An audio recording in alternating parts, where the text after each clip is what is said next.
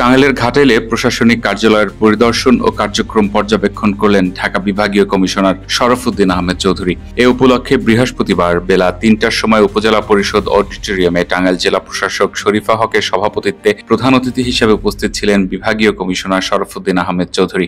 এ সময় আরও উপস্থিত ছিলেন ঘাটাইল উপজেলা নির্বাহী অফিসার মোহাম্মদ আবু সাইদ, উপজেলা কৃষি কর্মকর্তা দিলশাদ জাহান, মাধ্যমিক শিক্ষা অফিসার শফিকুল ইসলাম, ঘাটাইল থানার অফিসার ইনচার্জ মীর মোশারেফ হোসেন, প্রাণী সম্পদ কর্মকর্তা বাহাউদ্দিন সরোয়ার রেজভি, প্রকল্প বাস্তবায়ন কর্মকর্তা এনামুল হক, পরিসংখ্যান কর্মকর্তা মনিরুজ্জামান, সমাজসেবা কর্মকর্তা হান্নান সরকার সহ বিভিন্ন প্রশাসনিক কর্মকর্তা, প্রিন্ট ও ইলেকট্রনিক মিডিয়ার সংবাদকর্মীবৃন্দ।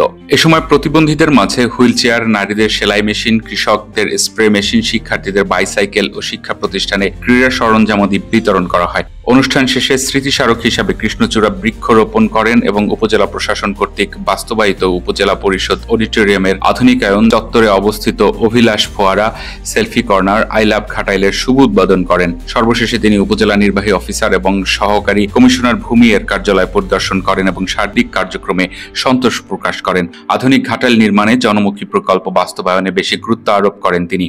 পরিদর্শনকালের সফর সঙ্গে ছিলেন স্থানীয় সরকারের ঢাকা বিভাগীয় সহ উপপরিচালক মোসাম্মদ সেলিনা ভানু, বিভাগীয় কমিশনারের একান্ত সচিব আল মামুন। পরিদর্শনকালে সার্বিক সমন্বয় করেন উপজেলা নির্বাহী অফিসার মোহাম্মদ আবু সাইদ।